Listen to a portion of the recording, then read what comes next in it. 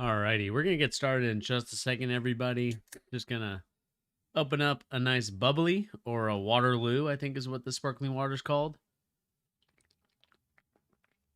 We're gonna say cheers. Cheers to the Denver Nuggets for winning the game, for winning the series, for winning the title. And we're gonna get right into it in just a second. Before we do that, let us make sure that we are live on all platforms before we get going. Let's see here. Yep, we are live on Kick, which is great. If you guys don't know, we're live. We're also streaming on Kick as well.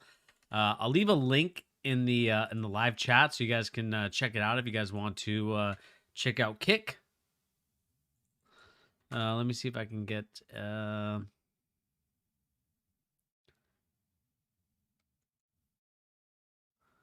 see here. This is what I want. Copy URL.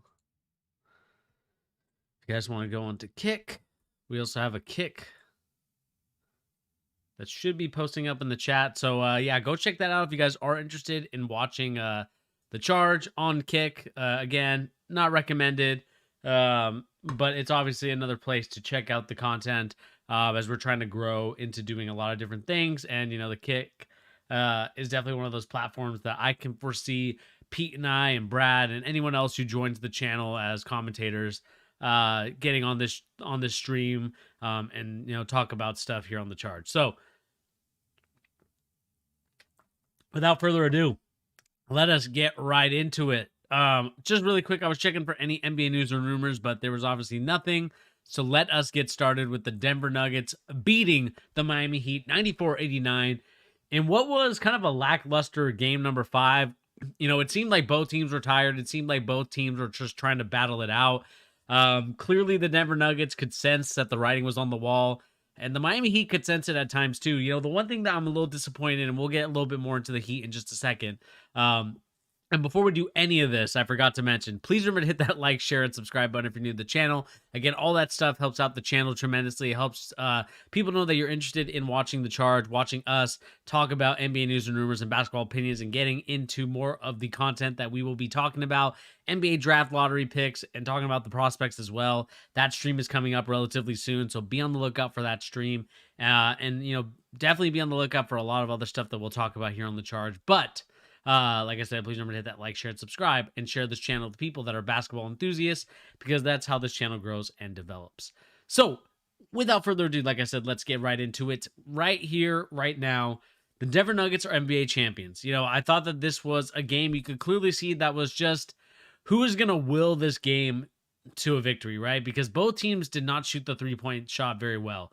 I mean, Miami technically by, you know, 4 or more shots, but at the end of the day, 25% is not winning you a game, and 17.9% is definitely not winning you a game for the Miami Heat shooting 25 and the Denver Nuggets shooting 17.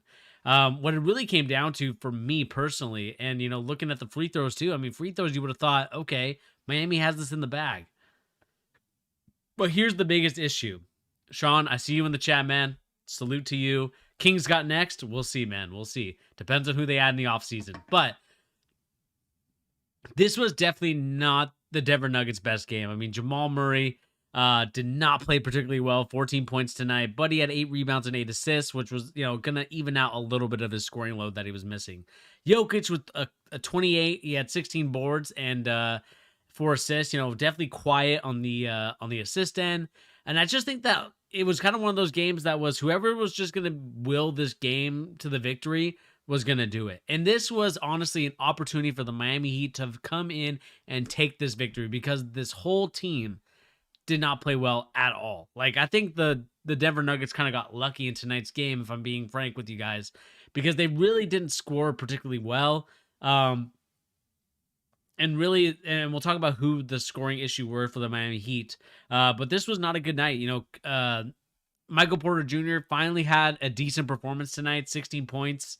13 rebounds, 3 assists. I mean, this was kind of a Michael Porter Jr. game you needed from him because he hasn't been giving you anything so far. So this was a good sight to see if you are a Nuggets fan for the future. Again, not a great Jamal Murray game. Jokic played okay. Wasn't his Jokic self, other than the stat line, you could say. But I didn't think he was as dominant as I think we would like him to be. But It is what it is. And you know, at the end of the day, they're NBA champs. So who am I to judge these players or anything like that? But really, what I think it came down to at the end of the day was a couple of great plays from Bruce Brown, who again came out tremendous, got a couple steals in there. And really played a key role in getting those rebounds, doing a lot of the little things that was needed for the Denver Nuggets to win this game. Another guy was Contavious Caldwell-Pope. Did not shoot the ball very well tonight, but made some key steals when he needed it. Stole it from Jimmy Butler, and the rest is history. Like, that was kind of the game for the Denver Nuggets, winning that game. DeAndre Jordan getting some minutes and getting an NBA championship ring. Jeff Green getting another ring. I mean, this was a great thing if you're, you know, for the amount of role players that play for the Denver Nuggets. It's like 3 or 4. It's really 3 guys that play. It's Green, Brown, and Braun. Like, those are the only 3 guys that play. And it was kind of a good thing to see that they ended up holding their end of the bargain and getting the victory for them. You know, it was a fun watch. But if we had to go to like where I think it went wrong for the Miami Heat, to me, first and foremost, has to be at the top. And that, to me, has to be Jimmy Butler. You guys heard me talk about it many times when we talked about these NBA series. Jimmy Butler needed to have what I would like to say, not virtuous, but like he needed to have a game, like a great game, 40 points or more, 35 points or more, and he just couldn't deliver like in any of the games. Like, I don't know if he was hurt or what the issue was, but again, 18 shots is not going to cut it for what I would think is your number one option on the team. Bam Adebayo played pretty decently tonight, but at the end of the day, still did not do enough for this Miami Heat team throughout the whole series, in my opinion. Duncan Robinson, no show tonight. Strus and Vincent were absolute no-shows tonight. Like, I would say that Strus only because he made one more 3, but really just because he did a lot of the other stats. He was only the guy that showed up tonight for the role players. Like, to me, what is going to make the Miami Heat interesting next season is how they upgrade one of those guys, so one of those guys can start to come off the bench, because I don't think that you can start both of these guys for an 80-game season and then going into the playoffs, which is like 20 games. Like, you cannot have both of those guys in there. As much as they like to shot make, as much as they killed the Boston Celtics in the Eastern Conference Finals, as soon as the clock strikes 12, they are back to who they are, and there's nothing wrong with that.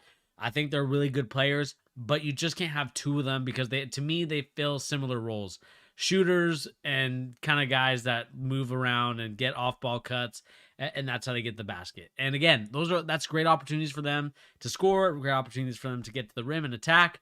But at the end of the day, what really came down to, like I said, was Jimmy Butler no showing once again. Again, 21 points, you could say, is a lot, but when most of those points are coming from the line, like, think about that. I mean, he really should have what?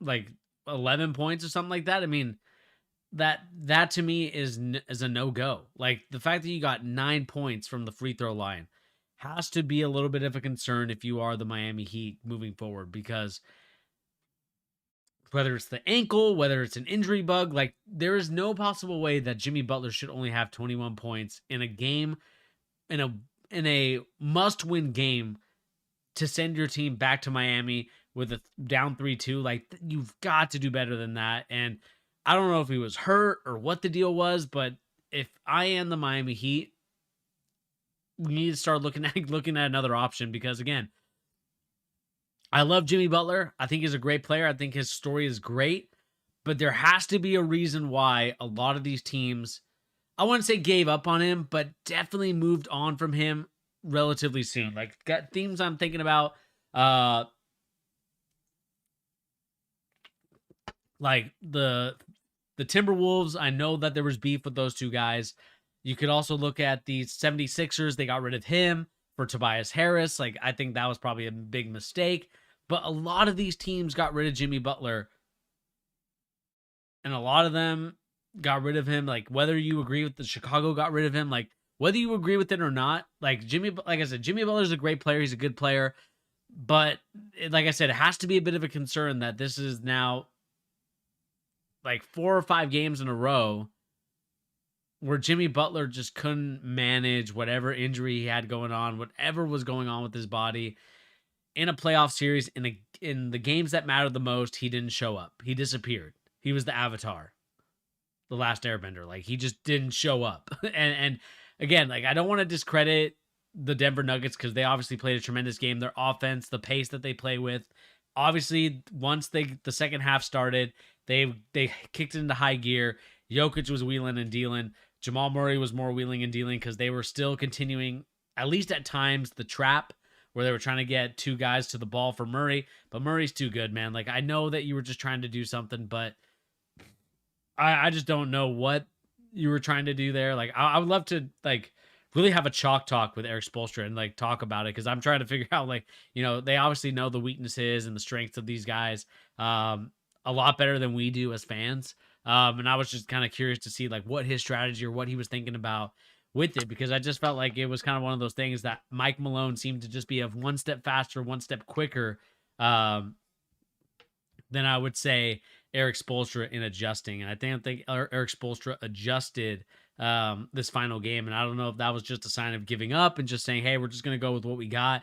Let's see if we can figure it out. And, it's kind of one of those things that it's not easy to figure out. And so, at the end of the day, the Miami Heat, I just think they're just, if we're just looking at talent wise too, the talent was definitely on the Denver Nuggets side. Like, the fact that most of the guys that the Miami Heat have are guys that really should be coming off the bench, or guys that, you should have one of those guys in. You shouldn't have 2 of them in.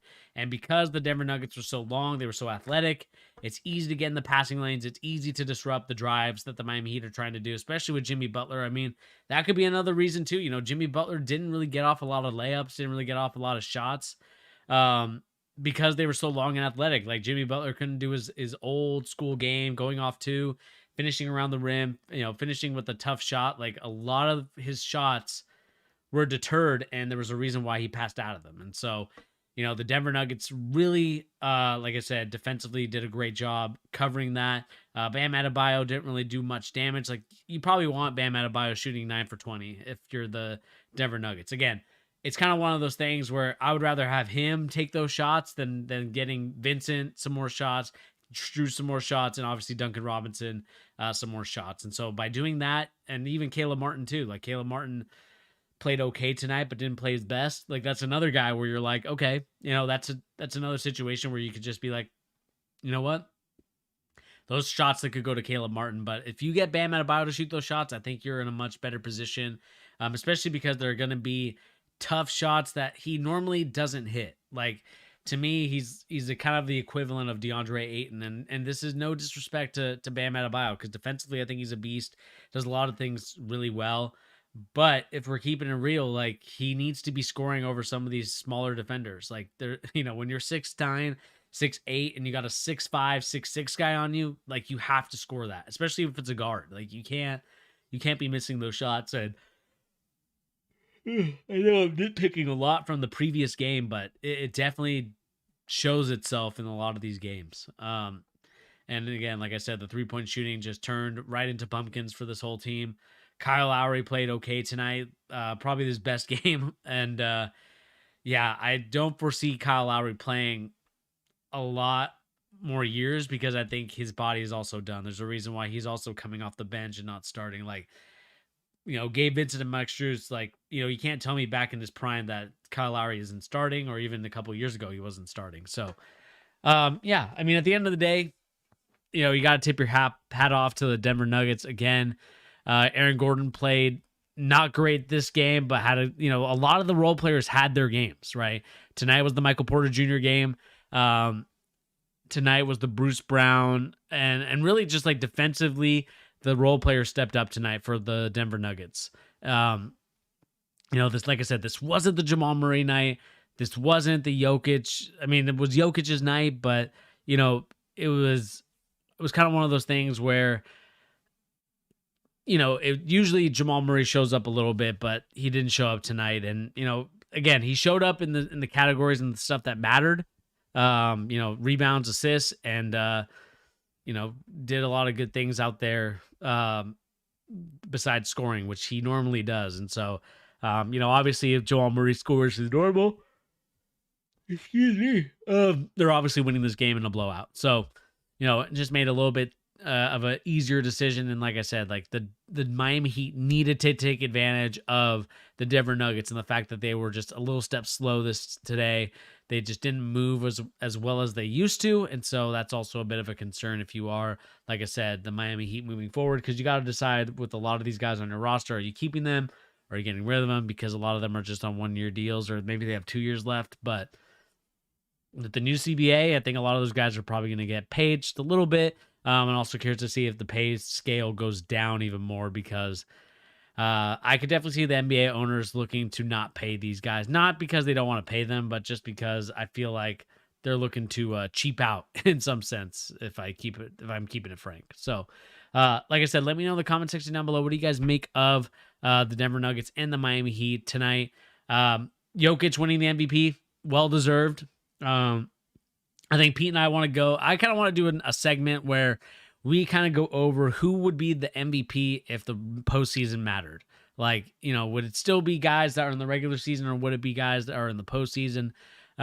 Because I really do think that Jokic kind of undoubtedly deserves the MVP of the regular season. Like, now I'm thinking that Joel Embiid needs to return that MVP award back to Jokic and in Serbia with his brothers. Because to me, like, Jokic was simply like the best player in this postseason. Like, his postseason run from the start to finish was insane. Hilo, you said Dame going to Miami.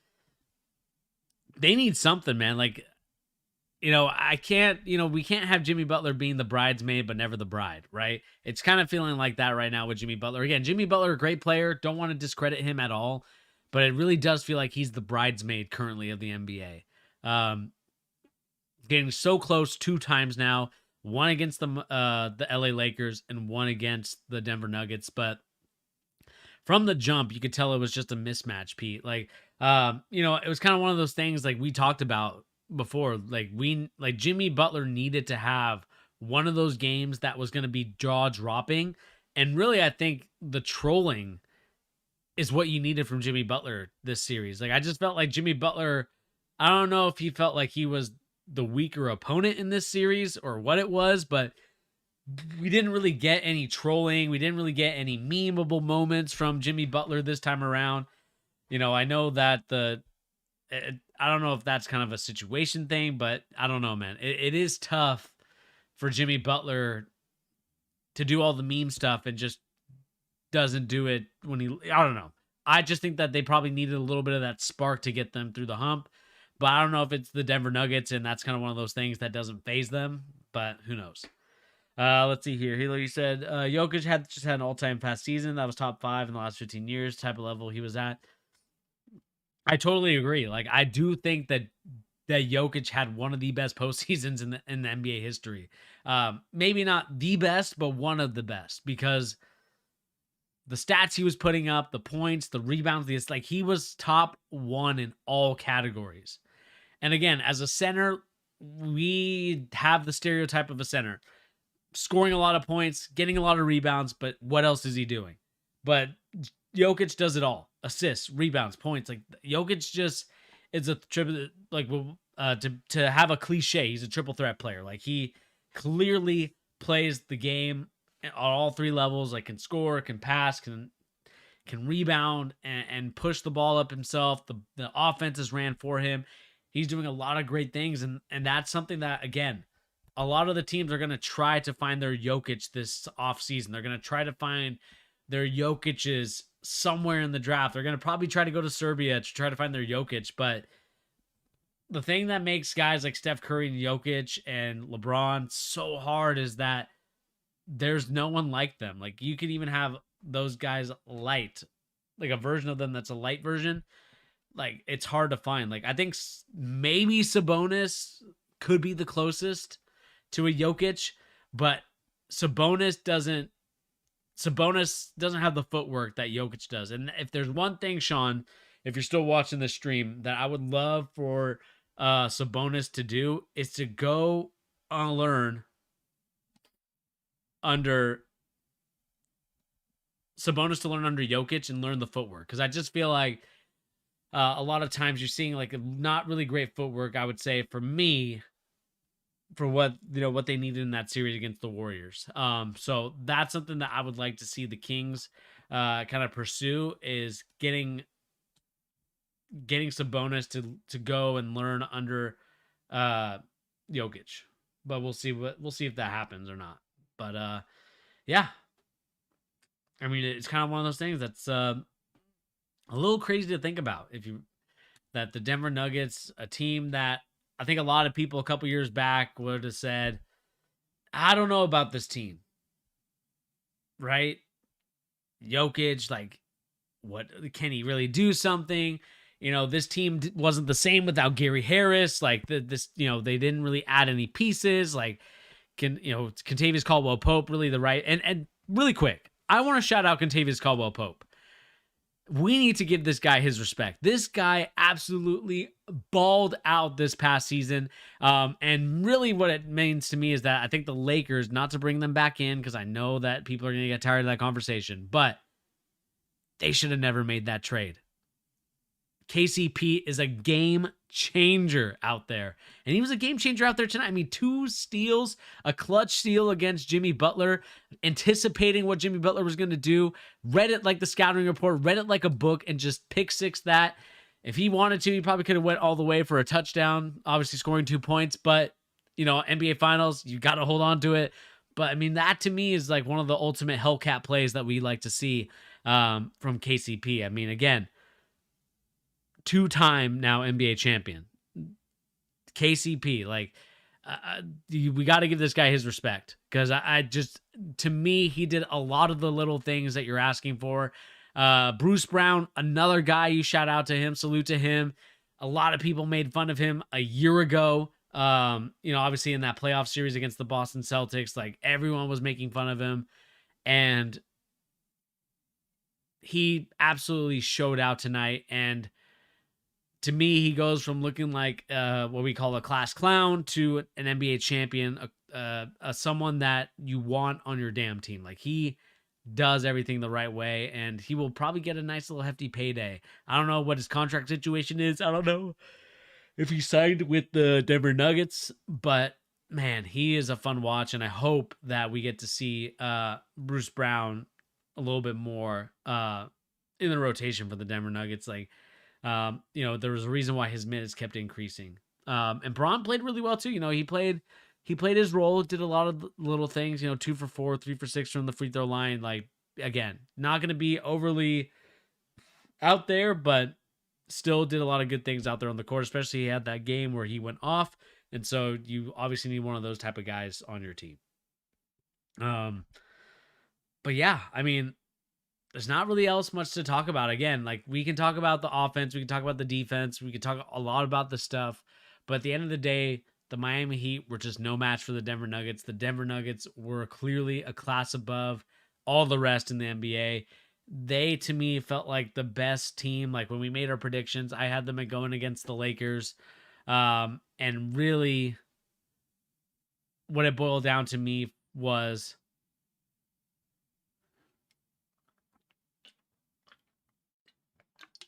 the fact that I just think that offensively, the pieces that the Denver Nuggets have was just a class above any other team this year. And usually we say that about the Golden State Warriors, but this year, the Denver Nuggets and the style of play that they do with that Princeton-style offense, with Jokic catching it at the pinch, letting guys operate off of him, doing, getting either Jamal Murray to set down screens for a guy down low, coming right back up for a ball dribble handoff, getting Jokic on the pick and roll. I mean, it was just a lot of great stuff.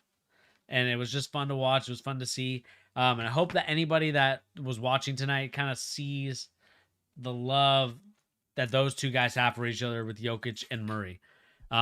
It's awesome. It's great to see Murray kind of get back to where he was after the injuries. A lot of people said Bubble Murray. Like, is he really that guy? Like, can he really do those things? And I think he showed you in these last playoff series that he can. And so I hope you guys know what to put a little respect on the Denver Nuggets name. And I think Mike Malone is one of the all-time greats. Coaching wise, schematics wise, like this guy. You may not like him. He might be cheesy. He might be a little bit of old school, high school coach type of style of coach that you probably have had before in your life. But man, does he really do some great sets out there. Like, I've never seen a guy absolutely change the game just like that with tweaks and adjustments, and really did a great job of adjusting to the Spoelstra, the zone defense, and also the stuff where they were blitzing Murray or blitzing Jokic, and was able to get other guys open, get other guys to go to the basket and get easy shots and open looks. So let me know in the comment section down below, what do you guys make of all this and so much more. Denver Nuggets winning 94, Miami 89. Pete, you know, I'm a Bruce Brown fan, but he was undeniably really good. So great in that role. Yeah, I mean, that's the role that you want him in. Like, he's going to be a guy that is going to be a streaky shooter. We all know that. But he gets the rebounds. He gets the steals. Like, he does a lot of the little things that you ask of a player, and he does. And so I hope that a lot of people recognize that. They see that they can be that type of player. Again, you don't have to be the star player all the time, but if you can serve a role on a team, I think that would be great. Like, it's kind of what separates the we from me. Who's going to be the collective? Who's going to help? Because, again, Bruce Brown could have went to any other team. He could have said, do I really want to be a role player for the Denver Nuggets, or do I want to be a star player? Or, you know, a player that gets paid a lot, but is losing every game. Like, he chose the path that he did, and it paid off with the NBA championship on his finger. He's going to get it next year. But man, he was just a fun player to watch. Did a lot of the things the right way. Did some great things out there. So, yeah, man, it was fun to watch. But let's see if there's any other news and rumors, and see if there is anything to talk about really quick.